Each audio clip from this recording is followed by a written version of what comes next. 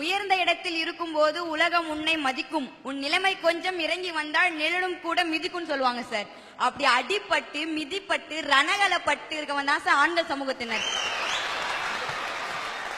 இந்த ஆண்கள் சமூகத்தினர் தன்னோட உரிமை இழந்துட்டு வராங்க தான் சார் நான் சொல்ல வரேன். சார் ஒரு பையன் வேலைக்கு போகாம இருக்கலாம் சார், கல்யாணம் பண்ணிக்காம இருக்கலாம் சார், ஏன் அவனுக்கு ஒரு கேர்ள் ஃபிரெண்ட் கூட இல்லாம இருக்கலாம் சார்.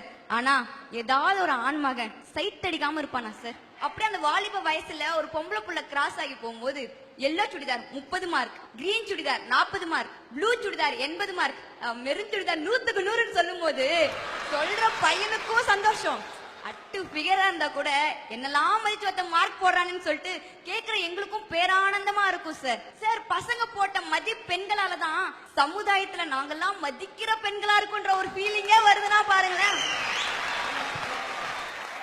உங்க பசங்க எப்படிப்பட்ட பசங்க தெரியுமா? இந்த ஒன்னிய மாதிரி ஒரு ஒல்லியான பொண்ணு போனா சொல்லுவான், மாப்பிள குச்சி ஐஸ் போகுதுடா அப்படின்பா. நம்ம சென்னமாலக்கா மாதிரி ஒரு பிள்ளை போச்சுன்னு வையே, மச்சான் கோன் ஐஸ் போகுதுடா அப்படின்பா. என்ன மாதிரி ஒரு பொண்ணு போச்சுன்னு வைங்களே ஒன்னும் சொல்லவே மாட்டாங்க.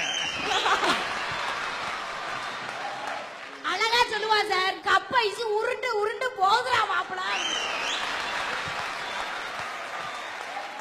சார் இந்த காலத்துல பசங்க மார்க் போட்டா போலீஸ் கூட்டு போய் மார்க் போடுறதுனால எங்க பசங்களோட வாழ்க்கை வறண்ட பூமி ஆயி போச்சு சார். சரி ஓரஞ்சார நின்னு இப்படி போறது அப்படி போறது நின்னு பாக்கலான்னு நின்னா நம்ம பைபிளுக்கு இருக்காங்க பாரு பொம்பளை பிள்ளைங்க, இந்த கை ஃபுல்லா கிளவுஸ மாட்டிக்கிறது, இந்த கை ஃபுல்லா கிளவுஸ மாட்டிக்கிறது, மூஞ்சி ஃபுல்லா துப்படாவ மாட்டிக்கிறது, முன்னையாவது இந்த 2 கண்ணு தர்ற மாதிரி வருவாங்க, இப்படி அதுக்கு கூலஸ் வாங்கி வர மாட்டிக்கிறாங்க. இப்படிலாம் போனா நம்ம பசங்க பரிதாப கோட்டுக்கு கீழே நிலைமையில சார் போயிடுறாங்க.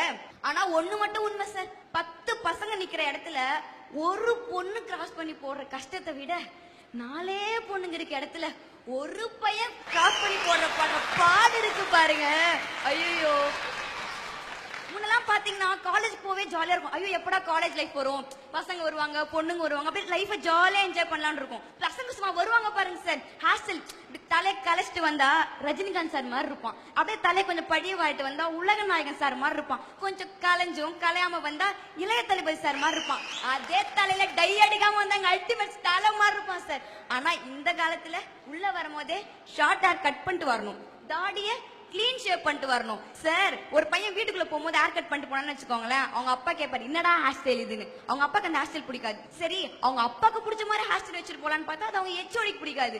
இவங்க 3 பேரும் காம்ப்ரமைஸ் பண்ணி அவனா ஒரு ரகமா ஒரு ஹேர் ஸ்டைல் வச்சுட்டு போவான், ஆனா அது அவன் கேர்ள் ஃபிரெண்டுக்கு பிடிக்காது. சார் இந்த சுதந்திர பூமியில ஒரு ஆண்மகன் தனக்கு பிடிச்ச மாதிரி ஒரு ஹேர் ஸ்டைல கூட வச்சுக்க உரிமை இல்லைன்னா அப்படி எப்படி சார் ஒரு ஆண்மகனுக்கு உரிமை இருக்குன்னு நான் பேச முடியும்? அந்த காலத்துல பையன் எதுன்னு தெரியும், பொண்ணு எதுன்னு தெரியும். ஒரு சாரி கட்டிருந்தா அது பொண்ணுன்னுவோம், வேஷ்டி சட்டை கட்டிருந்தா அது பையனுவோம். கொஞ்சம் ஜெனரேஷன் டெவலப்மெண்ட் ஆச்சு, ஒரு சுடிதார் போட்டுட்டு இருந்தா அது பொண்ணு, பேண்ட் ஷர்ட் போட்டுட்டு இருந்தா அது பையன். இந்த காலத்துல எது பொண்ணு எது பையன் தேடி கண்டுபிடிக்கிறதுக்கு ஒரு தனி டீம் அமைக்கணும் போல சார். இப்போ பொம்பளை பிள்ளைங்களுக்கு பாத்தீங்கன்னு வச்சுக்கோங்களேன், சாரி இருக்கு அதுல ரகரகமா இருக்கு, சுடிதார் இருக்கு அதுல ரகரகமா இருக்கு. ஆனா பைபிள்ல பாத்திருக்கீங்களா, ஒரு ஜீன்ஸ் போடுவானுங்க அதுக்கு காம்பினேஷன் ஒரு டிஷர்ட் போடுவாங்க, அதையும் இந்த பொம்பளை பிள்ளைங்க விட்டு வைக்கிறது இல்லையா சார். ஒரு ட்ரெஸ்ஸ கூட ஆண் மகன் கிட்ட இருந்து பறிச்சுல சார் இந்த கேர்ள்ஸ் போட்டுக்கிட்டு இருக்காங்க. அப்புறம் எப்படி சார் பசங்களுக்கு உரிமை கிடைக்கும்? இப்ப இந்த பிள்ளை ட்ரெஸ் பத்தி பேசிச்சுல, ஒண்ணு வேண்டாம், இந்த பையன் பேண்ட் சட்டையை கலட்டி போடுங்க, அந்த பிள்ளைக்கு அழகா இருக்கும். ஜீன்ஸ் டாப் போடுங்க அழகா இருக்கும். அதே இந்த பையன் வேஷ்டி சட்டை கட்டிட்டு வந்தானே அதை கலட்டி இந்த பிள்ளைக்கு போடுங்க சூப்பரா இருக்கும் பாப்பா. அதே இது எங்க சுடிதாரையோ எங்க புடவையோ இந்த பையனுக்கு கட்டினா இந்த இமேஜினேஷனே நல்லா இல்ல. அதுதான் நான் கேக்குறேன். பார்க்க சகிக்காதுமா, பார்க்க சகிக்காது.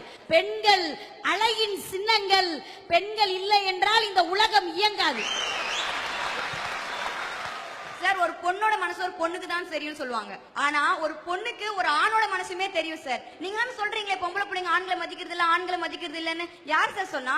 ஒரு பையன் எந்த அளவு தியாகம் பண்றன்றது ஒரு பொண்ணுக்கு தான் தெரியும். சின்ன வயசுல பாருங்க, அக்கா தங்கச்சி கூட பிறந்த பையன் எல்லாம் சாக்லேட் தியாகம் பண்ணுவான், அது அவன் தலையெழுத்து, அவன் பண்ணிதான் ஆகணும். லவர் வச்சிருக்கலாம் அவன் பர்ச தியாகம் பண்ணிதான் ஆகணும். கல்யாணம் பண்ணவேன்னா தன் மனைவிக்காக தன் பிள்ளைங்களுக்காக லோன் வாங்கி லோன் அலைஞ்சுதான் ஆகணும். இப்ப பாத்தீங்கன்னா மனைவி இருப்பாங்க, வீட்டுல அம்மா இருப்பாங்க, ஆபீஸுக்கு போனா பாஸ் இருப்பாங்க, இத்தனை பேர் இருந்தாலும் அவன் திட்டு வாங்கிதான் ஆகணும். வேர்வைகளுக்கும் தியாகங்களுக்கும் நடுவுல வாழறதான சார் ஆண் மகன்.